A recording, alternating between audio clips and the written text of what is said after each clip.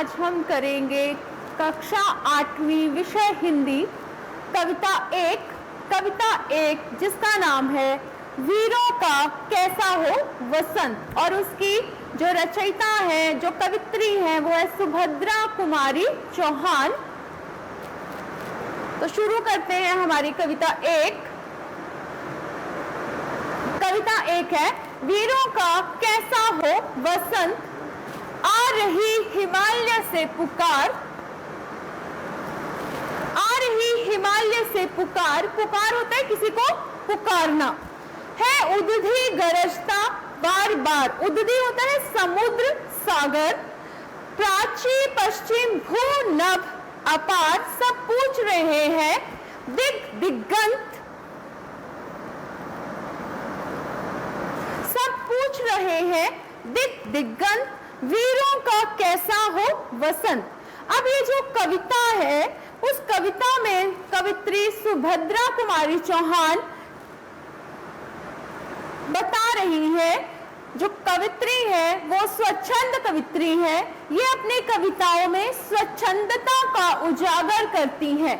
जो कवित्री सुभद्रा कुमारी चौहान ने यहाँ पे बताया है कि जो वीर है उनका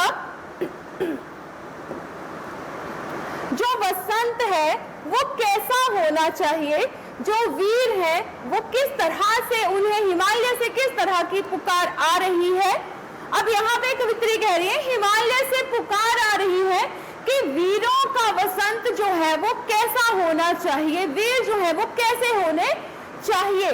पश्चिम पूर्व उत्तर दक्षिण सारी दिशाओं से, सभी दिशाओं से यही पुकार आ रही है, यही प्रश्न उठ रहा है कि वीरों का वसंत कैसा होना चाहिए। फूली सरसों ने दिया रंग, मधु लेकर आप पहुंचा अनंग। अब मधु होता है शहद, फूलों का जो रस होता है। वसु वसुधा पुलकित अंग अंग, वसुधा होता है धरती पृथ्वी, पुलकित होता है प्रसन्न खुश।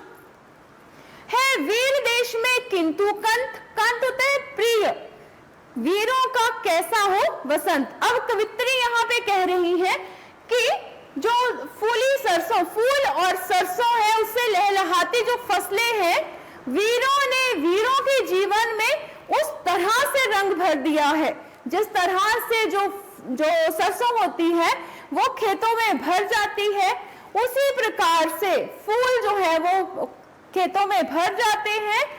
उसी प्रकार से वो बोल रही है कि वीरों के जीवन में रंग भर दिया है, तो वीरों का वसंत जो है वो कैसा होना चाहिए।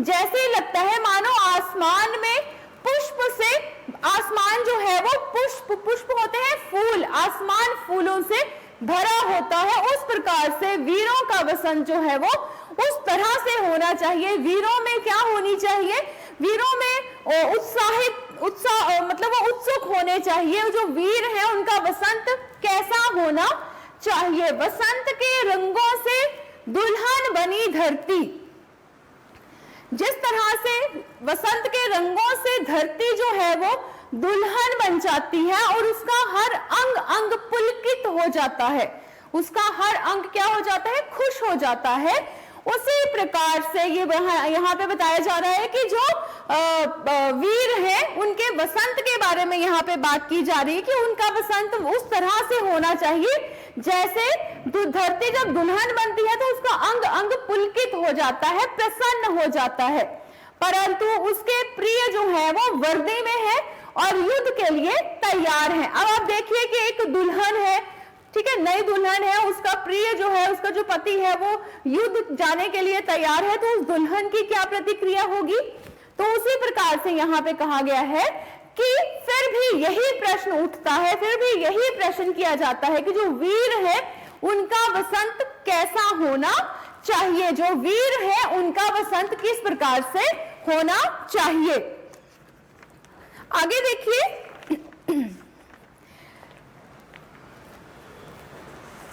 भर रही कोकिला इधर तान, मारू, मारू होता है एक बजाने वाला यंत्र होता है, वाद्य यंत्र होता है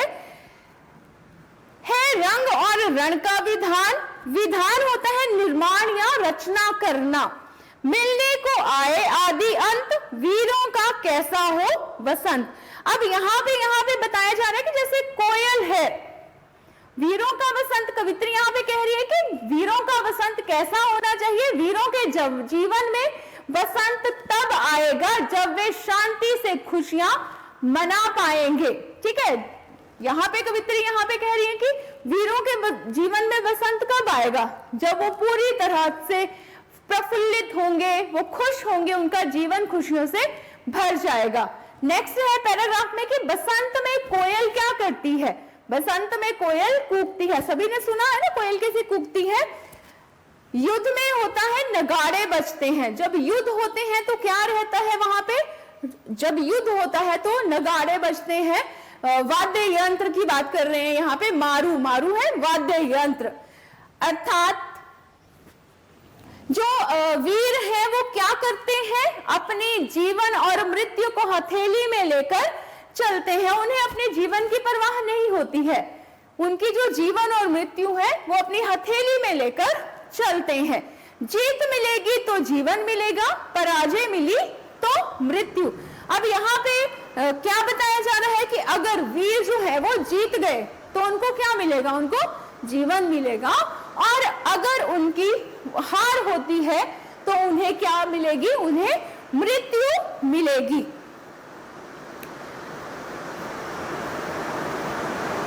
अब यहाँ पे कवित्री पूछ रही है, फिर भी यही पूछ रही है कि वीरों का वसंत जो है वो कैसा होना चाहिए। कवित्री फिर से यही प्रश्न उठा रही है कि जो वीर है उनका वसंत जो है वो कैसा होना चाहिए। गलबाहें हो या कृपाण। अब गलबाहें होती है स्नेह से भरे हुए हाथ गले में डालना। कृपाण होती है छोटी तलवार, छोटी तलवार जो रहती है। उसके बाद चल चितवन हो या धनुष्मान। चितवन होता है प्रेम पूर्वक देखने का एक तरीका, एक ढंग होता है। हो रहा हो रस विलास या हो रस विलास या दलित त्राण। अब दलित त्राण यहाँ होता है दबे हुए लोगों की सहायता करना, जो लोग दबे हुए होते हैं उनकी सहायता करना। अब यही समस्या है दुरंत।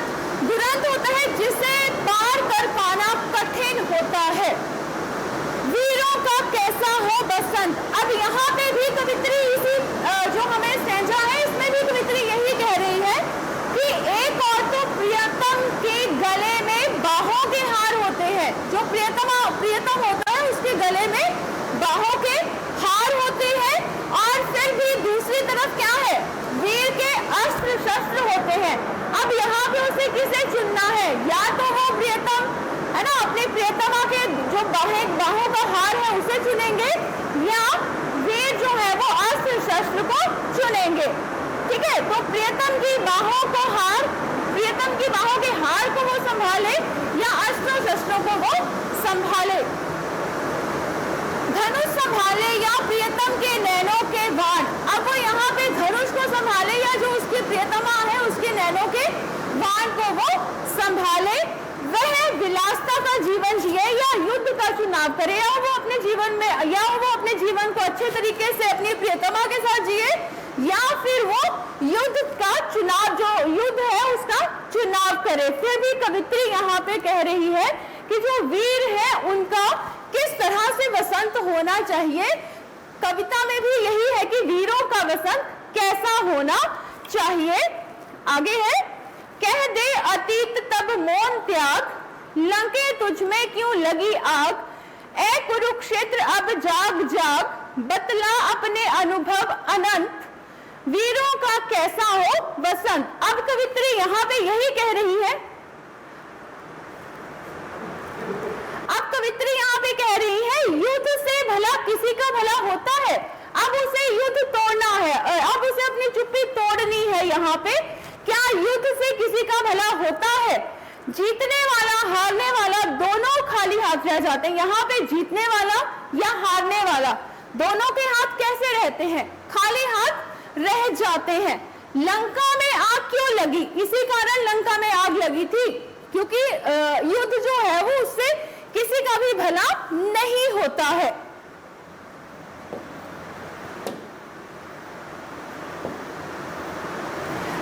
युद्ध से किसी का भला नहीं होता है। लंका में आग क्यों लगी, इसी प्रश्न पर हमें विचार करना चाहिए कि किस कारण लंका में आग लगी थी। ठीक है, आगे है, अनंत अनुभवी को बताकर युद्ध को रोकना चाहिए। हमें जो भी अनुभव होते हैं, एक्सपीरियंसेस होते हैं, उन्हें बताना चाहिए, उन्हें हमें दूसरों के साथ बांटना चाहिए कि युद्ध से क्या होता है। युद्ध से किसी का भी भला नहीं होता है। आगे देखिए, हल्दी घाटी के शिलाखंड, शिलाखंड होते हैं विशाल चट्टान का एक टुकड़ा। एक दुर्ग सिंहगढ़ के प्रचंड, प्रचंड होता है अधिक तीव्र, बहुत तेज। राणा ताना का कर घमंड, दो जगह आज स्मृतियां, स्मृतियां होती है यादें। ज्वलंत, ज्वलंत होता है जलता हुआ या चमकता हुआ। वीरों का कैसा हो वसन, भूषण, भूषण होता है गहना बोल सकते हैं। बिजली भर दे वह छंद नहीं है, कलम बधी स्वच्छंद नहीं। स्वच्छंद होता है अपनी इच्छा के अनुसार व्यवहार करने वाला, जो कि मैंने आपको शुरुआत में ही बताया था सुभद्रा कुमारी चौहान जी के बारे में। सॉरी। फिर हमें बताए कौन हंत, वीरों का कैसा हो वसंत। अब कवित्री का बार बार यही प्रश्न उठ रहा है कि वीरों का वसंत कैसा होना चाहिए। युद्धों के विशाल बने हल्दी घाटी और सिंहगढ़। अब युद्धों के मिसाल क्या क्या बने थे। युद्ध जो है वो किसी भी तरह से अच्छे नहीं होते हैं। युद्धों के मिसाल बने हल्दी घाटी और सिंहगढ़ के किलों का आह्वान, जो किले हैं वहां पे, तो उनमें क्या हुआ था, उनमें भी यही आह्वान, आह्वान होता है बुलाना।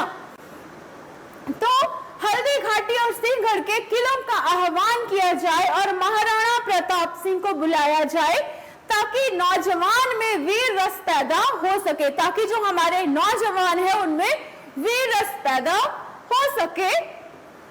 अब कवित्री यहाँ पे बहुत दुख और निराशा भरे स्वर में कह रही है, वो बहुत दुख प्रकट करते हुए कहती है कि आज भूषण और चंद जैसे कवि नहीं रहे। सॉरी, आज भूषण और चंद जैसे कवि जो है वो हमारे बीच नहीं रहे। वो छंदों में जान डाल देते थे, जो उनके छंद होते थे वो उनमें जान डाल देते थे, उन्हें सजीव बना देते थे। आज के कवि स्वच्छंद नहीं है। आज के जो कवि है वो स्वच्छंद नहीं है। स्वच्छंद का मीनिंग मैंने आपको भी बताया कि अपनी इच्छा के अनुसार व्यवहार करने वाले। तो उन कवियों की यहाँ पे कवित्री बात कर रही है, चंद और भूषण जो नहीं रहे हैं, क्योंकि आज के कवि जो है वो अपनी इच्छा से कोई कार्य नहीं करते हैं, बल्कि अंग्रेज शासकों के गुलाम है। वो किसके गुलाम हो चुके हैं, वो अंग्रेजी शासक के गुलाम बन चुके हैं, इसलिए खुलकर अपने विचार अभिव्यक्त नहीं कर पाते हैं। इसलिए वो खुलकर अपने जो उनके विचार हैं उनको वो सबके सामने व्यक्त नहीं कर पाते हैं। फिर हमको बताएगा कि वीरों का कैसा हो वसंत। अब कवित्री अंत में भी यही कहना चाहती है कि वीरों का वसंत कैसा होना चाहिए। Thank you.